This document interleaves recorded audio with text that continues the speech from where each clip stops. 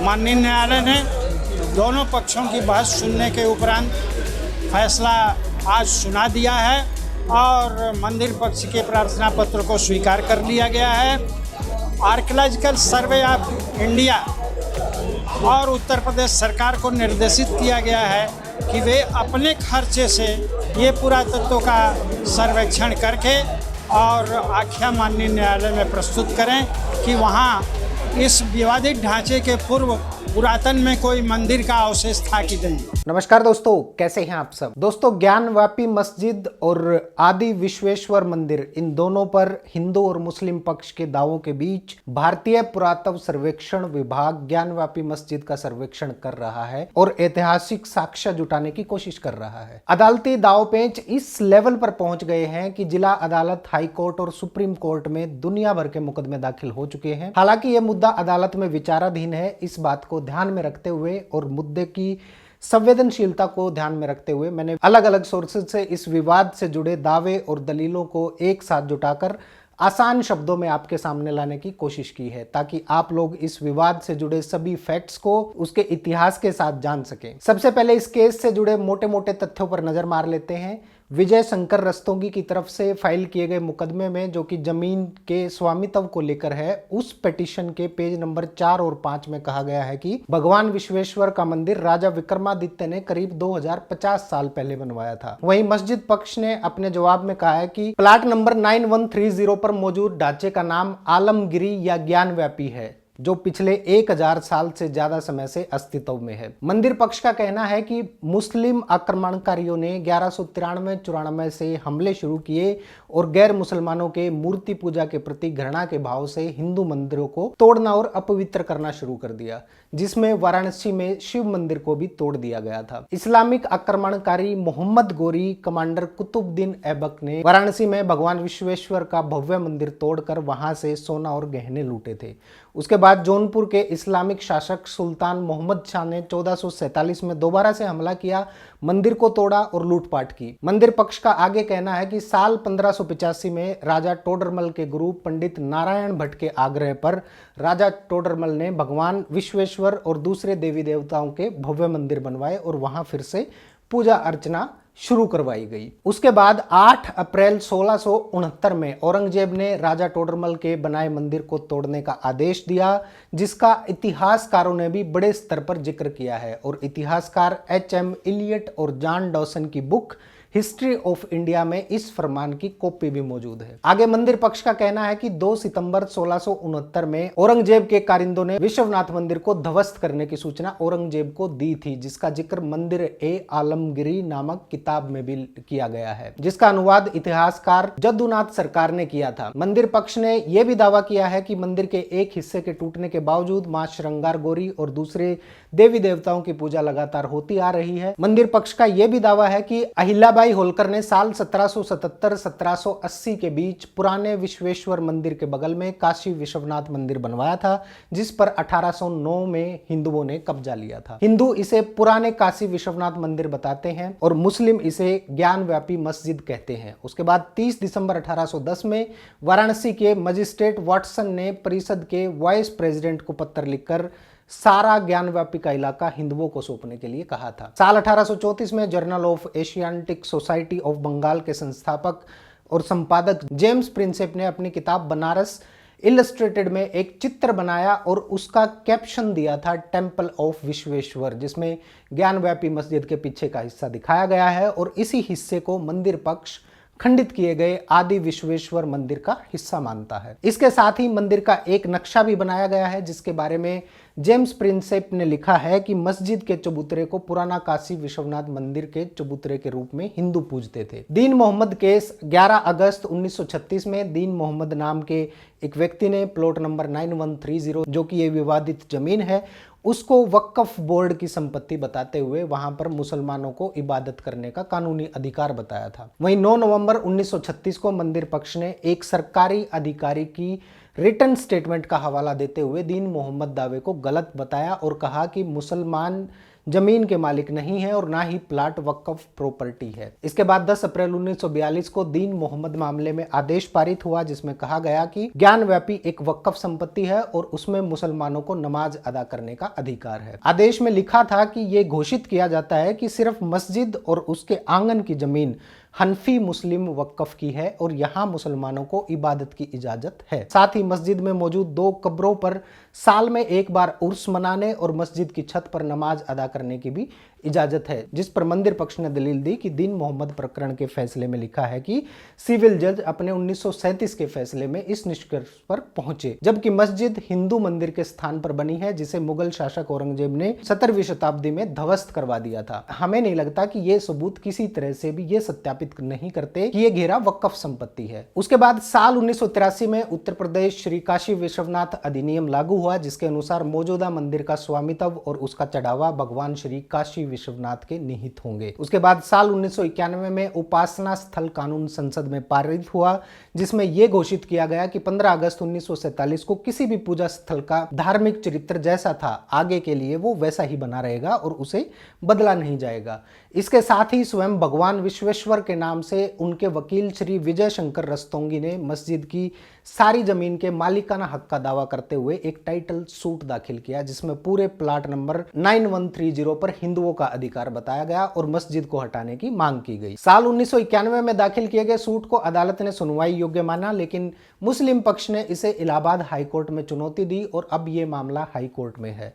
साल 2021 में ज्ञानव्यापी की जमीन के स्वामित्व वाले मुकदमे में वाराणसी की एक फास्ट ट्रैक अदालत ने ASI सर्वे का आदेश दिया, जिसमें यह पता लगाया जाना है कि क्या विवादित जगह पर वर्तमान में खड़ा ढांचा किसी पुरानी संरचना में फेरबदल करके उसके ऊपर बनाया गया है। अगस्त 2021 में 5 हिंदू महिला याचिकाकर्ताओं ने मुकदमा दाखिल करके मस्जिद की पश्चिमी दीवार की तरफ मां श्रृंगार गौरी, भगवान गणेश और अन्य दर्शय और अदर्शय देवी देवताओं के दर्शन, पूजन और भोग की अनुमति देने की मांग की। सितंबर 2021 में वकील विजय शंकर रस्तोगी की ओर से दाखिल ज्ञानव्यापी की जमीन के स्वामित्व वाले मुकदमे में इलाहाबाद हाईकोर्ट ने ASI सर्वे पर रोक लगा दी। उसके बाद 7 मई 2022 को मां श्रृंगार गौरी की पूजा मामले में वाराणसी की अदालत ने ज्ञानव्यापी परिसर के लोकल कमीशन को आदेश दिया, जिसके बाद कोर्ट की ओर से नियुक्त एडवोकेट कमिश्नर ने सर्वे शुरू किया।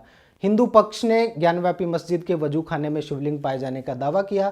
16 मई 2022 को कोर्ट ने वजू खाने को सील करने का आदेश दिया। वहीं मुस्लिम पक्ष का कहना है कि शिवलिंग कही जा रही चीज फवारा है। आज भी सुप्रीम कोर्ट के आदेश से वजू खाना सील है, लेकिन मुसलमानों को मस्जिद में इबादत करने की इजाजत है। 13 सितंबर 2022 को बनारस के जिला जज ने हिंदू पक्ष द्वारा दाखिल प्रकरण, जिसमें मां श्रृंगार गौरी की पूजा की मांग की गई थी, उसको सुनवाई योग्य माना और कहा कि उपासना स्थल कानून 1991, वक्फ एक्ट इत्यादि की वजह से सुनवाई में कोई बाधा नहीं है। इसके बाद सुप्रीम कोर्ट ने 4 अगस्त 2023 को बनारस के जिला जज और इलाहाबाद हाईकोर्ट के ASI सर्वे के आदेश को सही ठहराते हुए ज्ञानव्यापी परिषद के ASI सर्वे की अनुमति दी। कोर्ट ने अपने आदेश में कहा कि सर्वेक्षण करने के लिए ऐसे तरीके अपनाए जाएं जिनकी वजह से कोई टूट फूट ना हो और ढांचे में कोई भी नुकसान ना पहुंचे। दोस्तों, ये तो थी इस केस से रिलेटेड कुछ हाईलाइट्स, यानी आज तक इस केस में क्या क्या प्रोग्रेस हुई है। अगर आप मस्जिद और मंदिर पक्ष दोनों के कानूनी दस्तावेज को गहराई से जानने की कोशिश करेंगे तो इस विवाद से जुड़ा आपके मन में एक सवाल जरूर आएगा कि पहले क्या था, मंदिर या मस्जिद, और यही सवाल कानूनी लड़ाई की आधारशिला है।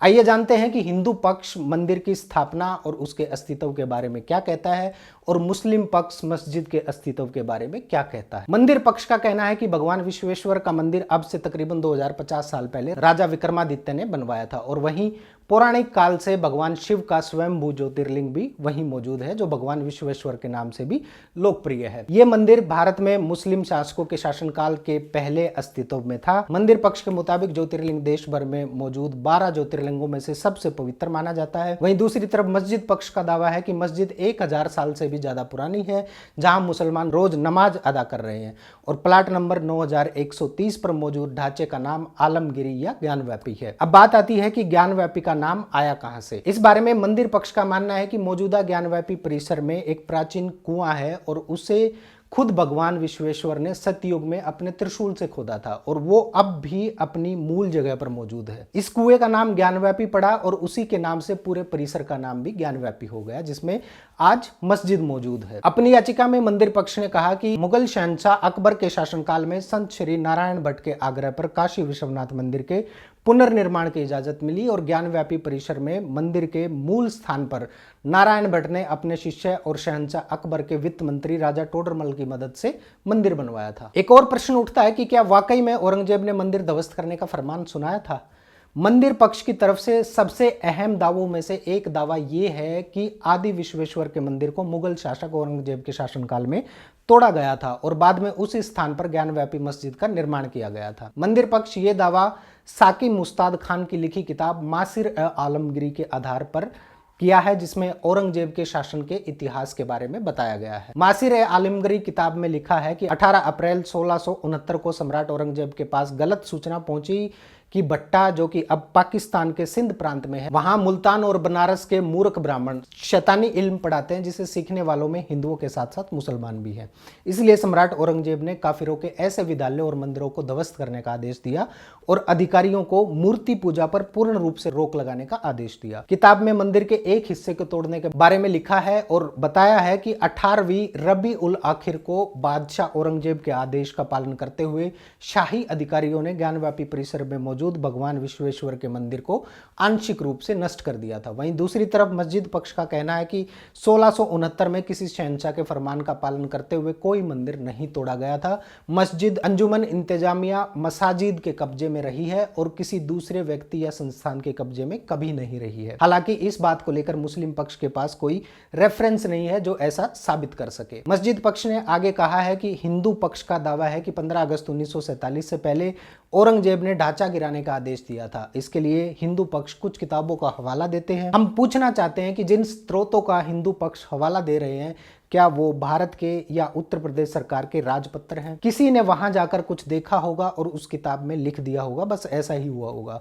हम लेखक की मंशा पर संदेह नहीं कर रहे हैं, लेकिन हमारे लिए कट ऑफ डेट 15 अगस्त 1947 है और हमारे लिए 300 साल, 700 साल या 1500 साल के इतिहास को देखने का कोई मतलब नहीं बनता। अब बात आती है कि आखिर कौन है इस विवादित प्रॉपर्टी का असली मालिक, मुस्लिम पक्ष या हिंदू पक्ष, और किसके पास क्या क्या सबूत है? हम सब जानते हैं कि हिंदू और मुस्लिम पक्ष मंदिर और मस्जिद का अस्तित्व साबित करने के लिए इतिहासकारों के लेखों, धार्मिक ग्रंथों, सरकारी दस्तावेज और नक्शों का सहारा लेते हैं। आइए दोनों पक्षों के दावों से जुड़े दस्तावेज को कंपेयर करते हैं, देखते हैं कि किसके दावे में ज्यादा दम है। ज्ञानव्यापी की जमीन के स्वामित्व से जुड़े 2 मुकदमे हैं। एक मुकदमा 1991 में दाखिल किया गया था वकील विजय शंकर रस्तोगी की ओर से, और दूसरा मुकदमा जनवरी 2023 में मान बहादुर और अनुपम द्विवेदी की ओर से बनारस की जिला जज की अदालत में दाखिल किया गया था। वकील विजय शंकर रस्तोगी 1991 में के अपने मुकदमे में दावा करते हैं कि प्लाट नंबर 9130, 131 और 132 की लगभग 1 बीघे 9 बिस्वा और 6 धुर जमीन में भगवान विश्वेश्वर का एक मंदिर है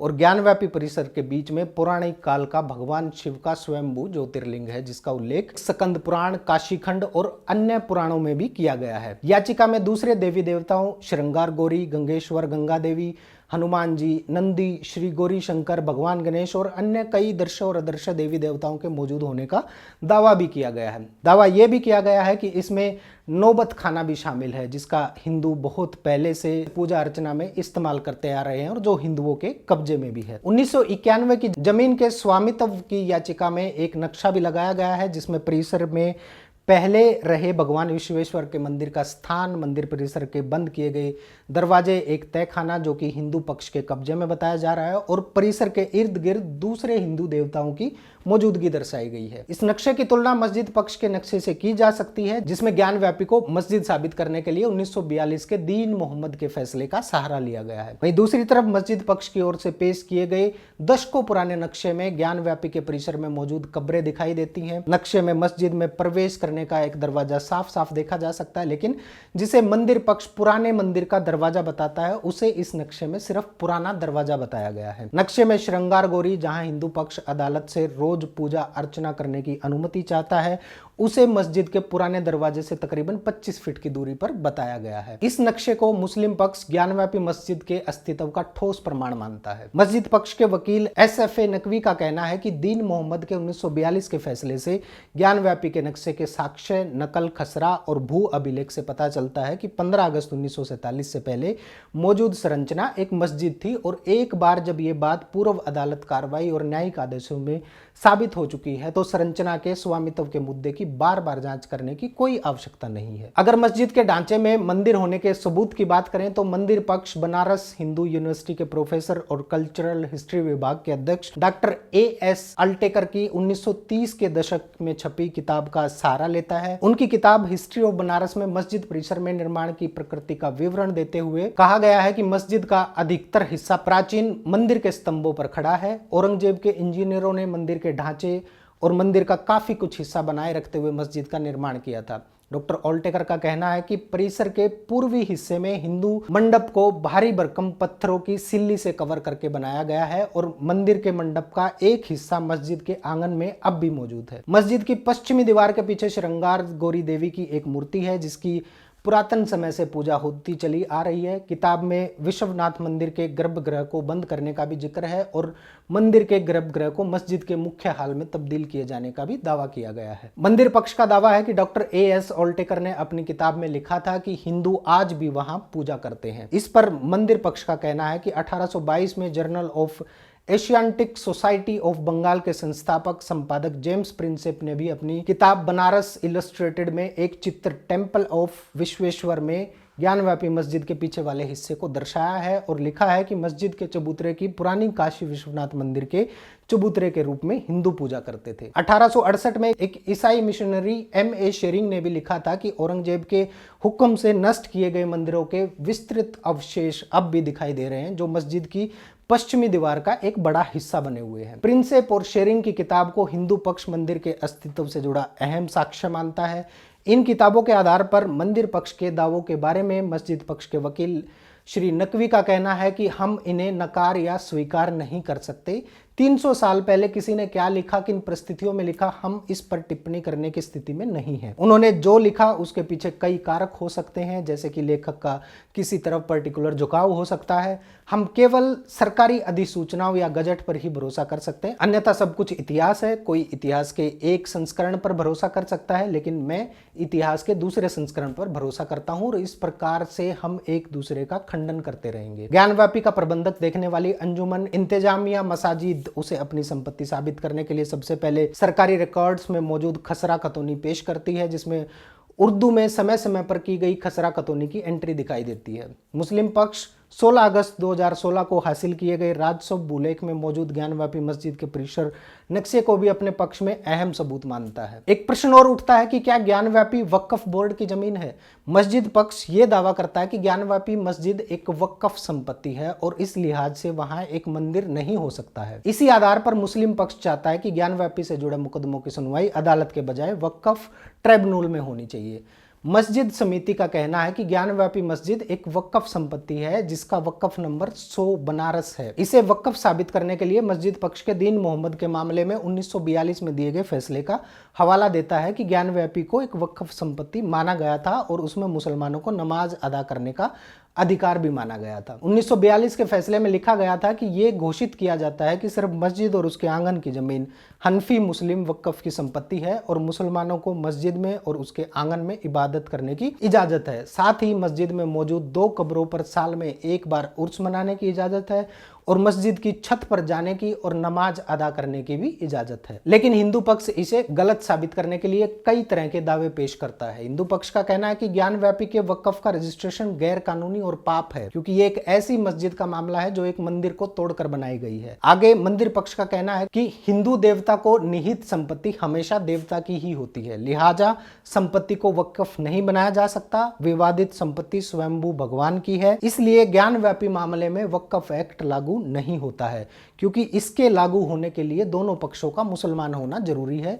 किसी संपत्ति को वक्फ संपत्ति तभी बनाया जा सकता है जब उस संपत्ति का मालिक उसे वक्फ के तौर पर समर्पित करे। वक्फ संपत्ति बनाते समय आसपास रह रहे लोग और वक्फ घोषित होने से प्रभावित होने वाले लोगों से पूछताछ करती है। ज्ञानव्यापी को वक्फ नंबर 100 घोषित करने में इस प्रक्रिया के पालन होने की कोई सूचना नहीं है, कोई सबूत नहीं है। इस बारे में मस्जिद समिति के वकील मिस्टर नकवी का कहना है कि इस मुद्दे पर भी हिंदू पक्ष 300 साल पहले के युग में जी रहा है। आज तक किसी ने भी इलाहाबाद हाईकोर्ट के 1942 के दीन मोहम्मद के फैसले को अदालत में चुनौती नहीं दी है, जिसमें कहा गया था कि ज्ञानव्यापी एक वक्फ संपत्ति है और अदालत का वो फैसला आज भी बरकरार है। एक बार जब अदालत ने कहा है कि ज्ञानव्यापी एक वक्फ संपत्ति है तो याचिकाकर्ता ये कहने वाले कौन होते हैं कि कई साल पहले ये हुआ था या वो हुआ था।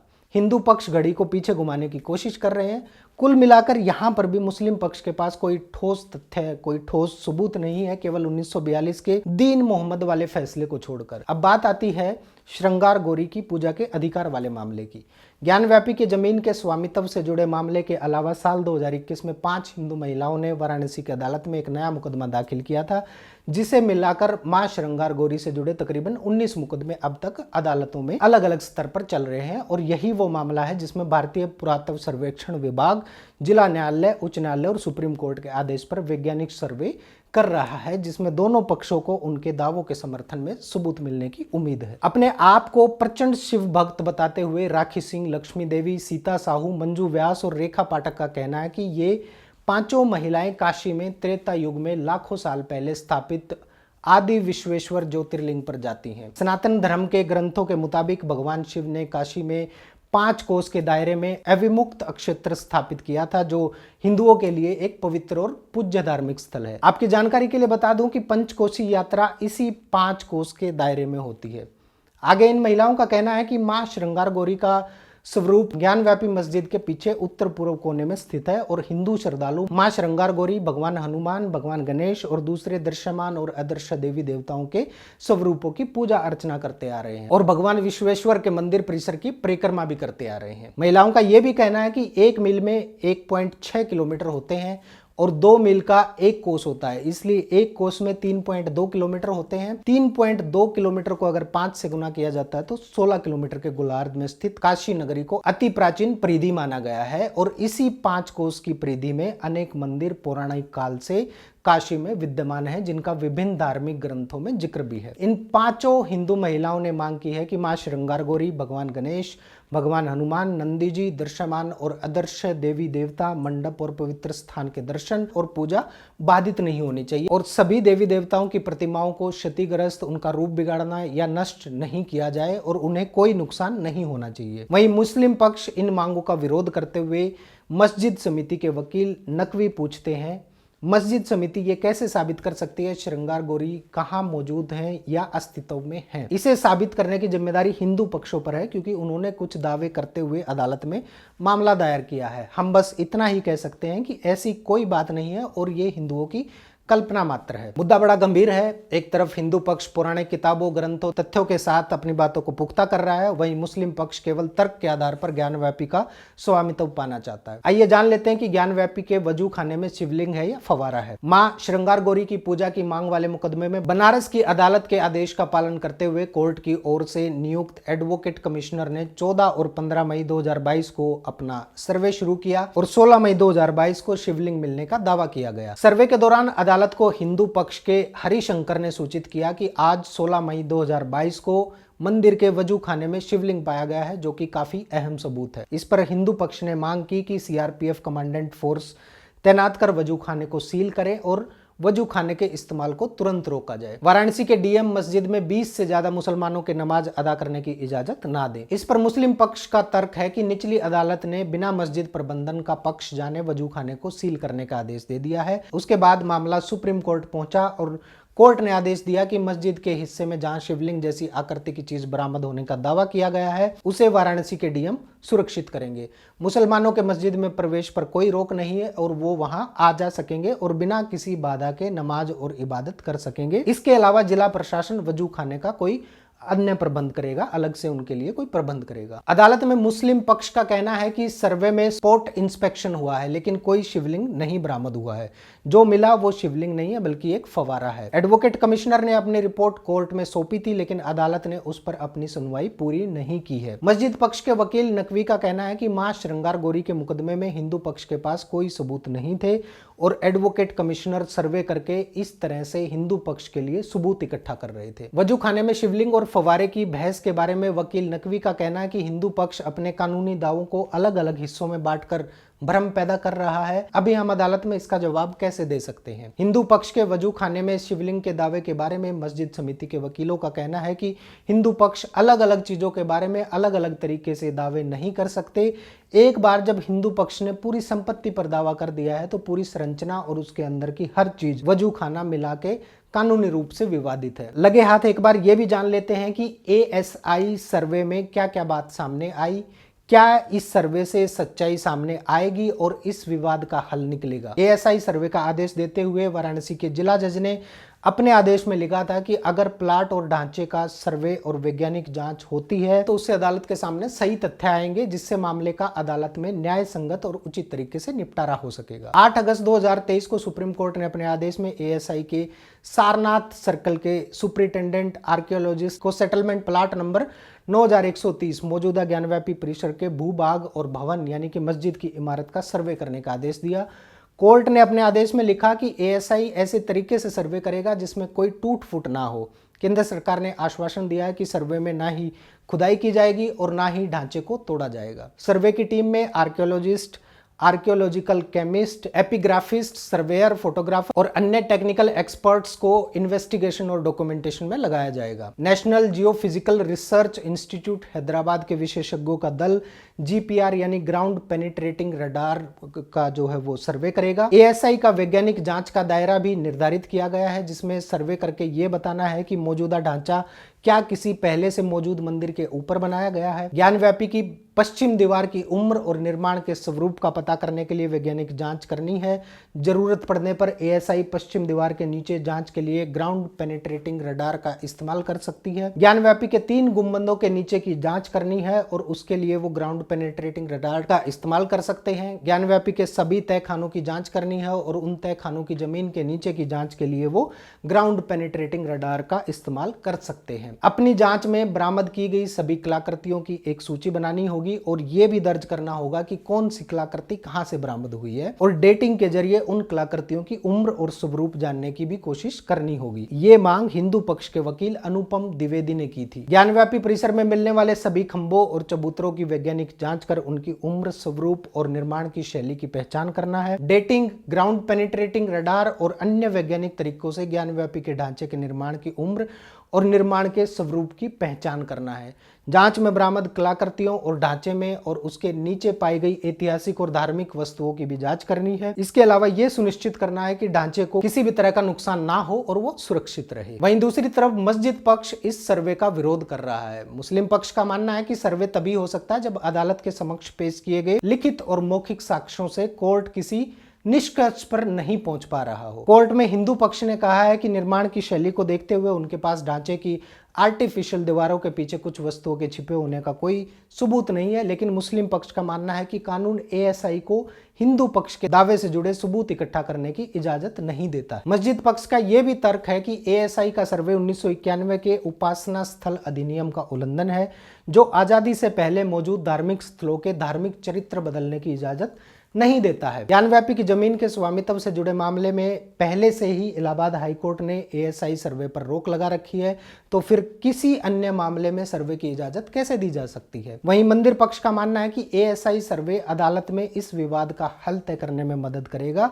मंदिर पक्ष का यह भी कहना है कि दोनों हिंदू और मुस्लिम पक्षों को ASI के सर्वे के नतीजे को अदालत में विरोध करने, उस पर बहस करने और उसको चुनौती देने का मौका मिलेगा। मंदिर पक्ष सर्वे कराने में 1991 उपासना स्थल अधिनियम को बाधक नहीं मानता और दावा करता है कि आजादी के पूर्व से और उसके आजादी के बाद भी वहां पर हिंदू पूजा करते आ रहे हैं। इसके अलावा ASI का काम ऐतिहासिक ढांचों का संरक्षण और हिफाजत करना है, तो सर्वे में ज्ञानव्यापी को नुकसान पहुंचाने की मुस्लिम पक्ष की आशंका निराधार है। इस पर मस्जिद पक्ष के वकील नकवी का कहना है कि पूजा स्थल अधिनियम 1991 कहता है कि 15 अगस्त 1947 को बाबरी मस्जिद मालिकाना हक का मुकदमा लंबित था। पूजा स्थल अधिनियम में ज्ञानव्यापी या किसी अन्य मामले का उल्लेख नहीं है और अयोध्या भूमि स्वामित्व वाले मामले में अदालत ने पूजा स्थल अधिनियम की वैधता स्थापित की है। आगे नकवी का कहना है कि अयोध्या में एएसआई सर्वे अलग परिस्थितियों में हुआ था। अयोध्या में एएसआई सर्वे विध्वंस के बाद हुआ, उससे पहले नहीं। सर्वे 1992 के बाद हुआ था, उससे पहले नहीं हुआ था। अगर इस पूरे विवाद पर नजर डाली जाए तो मुस्लिम पक्ष के पास उपासना स्थल अधिनियम के अलावा कोई और मजबूत दलील नहीं दिखाई पड़ती। इस पूरी वीडियो में 1991 के उपासना स्थल अधिनियम का जिक्र बार बार आ रहा है। खास तौर से मुस्लिम पक्ष इसे बार बार अपनी दलीलों में शामिल करता है, फिर चाहे वो मां श्रृंगार गौरी के दर्शन का मुकदमा हो या फिर ज्ञानव्यापी के जमीन के स्वामित्व वाला मामला हो। मस्जिद पक्ष की सबसे मजबूत दलील 1991 उपासना स्थल अधिनियम है। मस्जिद पक्ष ने सभी मुकदमों को इसी आधार पर अलग अलग स्तर पर चुनौती दे रखी है। मुस्लिम पक्ष की दलील है कि 1991 के कानून को देखते हुए ये मुकदमे सुने जाने योग्य नहीं है, यानी मेंटेनेबल नहीं है, क्योंकि कानून कहता है कि 1947 के दिन जो स्थिति थी वही बनी रहेगी। आपकी जानकारी के लिए बता दूं कि फिलहाल अभी तक किसी भी मुकदमे का ट्रायल शुरू नहीं हुआ है और अभी सबूतों को अदालती बहस में परखा नहीं गया है। लेकिन मुस्लिम पक्ष का मानना है कि इन सभी दावों के सामने 1991 का उपासना स्थल अधिनियम एक चट्टान की तरह खड़ा है। मस्जिद पक्ष का दावा है कि मस्जिद और उसके साथ लगी हुई जमीन 15 अगस्त 1947 को अस्तित्व में थी, इसलिए वो उपासना स्थल अधिनियम से संरक्षित है। मस्जिद पक्ष का यह भी कहना है कि 1991 उपासना स्थल अधिनियम पारित कराने का मकसद सांप्रदायिक सौहार्द कायम रखना था। 1942 में दीन मोहम्मद के मामले में इलाहाबाद हाईकोर्ट के फैसले ने यह मंदिर या मस्जिद के विवाद को पहले ही तय कर दिया था। सुप्रीम कोर्ट ने उपासना स्थल अधिनियम की तारीफ करते हुए बाबरी मस्जिद राम जन्मभूमि वाले अपने फैसले में लिखा था कि यह अधिनियम पूजा स्थल की स्थिति को बदलने की अनुमति ना देकर धर्मनिरपेक्षता के संवैधानिक मूल्य को संरक्षित करता है। वहीं दूसरी तरफ मंदिर पक्ष के मुताबिक 15 अगस्त 1947 को ढांचा एक हिंदू मंदिर था और वहां आदि विश्वेश्वर और अन्य देवी देवताओं की साल 1993 तक लगातार पूजा होती आई है। अदालत को यह देखना होगा कि 15 अगस्त 1947 से पहले उस स्थान का धार्मिक चरित्र क्या था, क्या वो हिंदू या मुस्लिम पूजा स्थल था। मंदिर पक्ष का यह भी कहना है कि ज्ञानव्यापी मस्जिद मंदिर के ऊपरी हिस्से को तोड़कर बनाई गई थी, लेकिन मंदिर परिसर के दूसरे हिस्से में श्रृंगार गौरी, भगवान गणेश और अन्य देवताओं की पूजा पुराने मंदिर परिसर के भीतर और 5 कोस के पूरे क्षेत्र में जारी रहती है। और इसी पूजा स्थल अधिनियम के अनुसार किसी पूजा स्थल के धार्मिक स्थल का पता लगाने पर रोक नहीं है। इस पर मुस्लिम पक्ष उपासना स्थल अधिनियम को सर्वोपरि बताते हुए कहता है कि अगर हिंदू पक्ष का दावा है कि 300 साल पहले ढांचे का धार्मिक चरित्र बदल दिया गया था, तो ये उनका दावा है। एकमात्र बात जो हमारे लिए मायने रखती है वो है कि 15 अगस्त 1947 को इसका धार्मिक चरित्र क्या था, और हम जानते हैं कि तब ये एक मस्जिद थी। मस्जिद पक्ष के वकील नकवी का कहना है कि हिंदू पक्ष अपनी दलीलें कुछ सबूतों पर आधारित करता है। अगर हिंदू पक्ष की ओर से पेश किए गए सबूतों का खंडन करना शुरू कर देंगे तो 1991 के पूजा स्थल अधिनियम का क्या मतलब रह जाएगा। हमारा कहना है कि अगर मुकदमे में उनकी मांग को लेकर सबसे बड़ी बाधा मौजूद कानून है और वो मुकदमा सुने जाने योग्य नहीं है, तो फिर उन सबूतों का कोई मतलब नहीं रह जाता। मस्जिद कमेटी के वकीलों का भी कहना है कि अभी तक अदालत में ये बताने का कोई मौका नहीं आया कि मस्जिद की पश्चिम दीवार के पीछे किस तरह की वास्तुकला मौजूद है। वो कहते हैं हम किसी भी चीज पर टिप्पणी नहीं कर सकते क्योंकि हम अपनी कानूनी दलीलें पूजा स्थल अधिनियम के प्रावधानों तक सीमित रख रहे हैं। दोस्तों, इस पूरे वीडियो में ज्ञानव्यापी से जुड़े इस पूरे विवाद के तथ्य और दलील आप लोगों के सामने रखे हैं। ये सारी अपडेट 28 नवंबर 2023 तक की है। क्योंकि मामला संवेदनशील है, इसलिए मैंने दोनों पक्षों की दलील, सबूत और तर्क वितर्क बिना किसी टीका टिप्पणी के आप लोगों के सामने रखे हैं। मेरा आप लोगों से निवेदन है कि एक दूसरे के धर्म का सम्मान करते हुए आप लोग खुद बताइए कि इस पूरे विवाद में कौन सही है और कौन गलत है, कौन सी वो कड़ी है जो इस विवाद को सुलझने नहीं दे रही है। क्या एएसआई का सर्वे दूध का दूध और पानी का पानी कर इस विवाद का अंत कर पाएगा? कमेंट करके बताइए क्या लगता है आप लोगों को। नमस्कार।